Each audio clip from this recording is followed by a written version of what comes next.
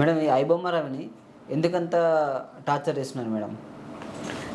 ఆయనని ఎందుకు టార్గెట్ చేస్తున్నారు అంటే డెఫినెట్లీ ఆయన చేసింది క్రైమ్ అనేది ఎస్టాబ్లిష్ అవుతుంది.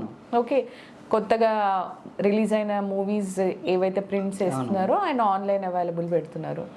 కానీ ఇదే రెవల్యూషన్ టికెట్స్ రేట్ విపరీతంగా పెంచినప్పుడు ఓకే 100 రూపీస్ నుంచి 300 400 టికెట్ అవ్వడం, ఓకే ఆ థియేటర్స్లోకి వెళ్ళిన తర్వాత అక్కడ 10 రూపాయల వాటర్ బాటిల్ 100 రూపీస్కి అమ్మడం, ఇలాంటప్పుడు మనం చూడలేదు.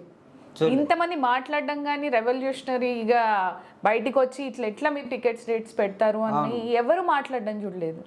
ఓకే, ఒక సెక్షన్ ఆఫ్ పీపుల్ మాత్రమే వరి ఉంది ఇప్పుడు. ఓకే, ఎందుకు అని అంటే మా మూవీస్ వల్ల మేము నష్టపోతున్నాము అలా ఆన్లైన్లో పెట్టడం వల్ల. But largest scope of people ఎక్కువ రేట్లు పెట్టి సరే టికెట్ రేట్స్ పెంచారు, మూవీ కాస్ట్లు పెరుగుతున్నాయి అని అనుకున్నాము. బట్ డెఫినెట్లీ 10 రూపాయల వాటర్ బాటిల్ 100 రూపీస్కి అమ్మడం మాల్స్లో ఎంతవరకు కరెక్ట్? పాప్కార్న్కి 300-400 రూపాయలు పెట్టడం ఎంతవరకు కరెక్ట్? వాటి మీద రెగ్యులేటరీ బాడీసే లేవు. దీని గురించి ఎవ్వరు మాట్లాడట్లేదు. ఇది చాలా సర్ప్రైజింగ్ ఉంది.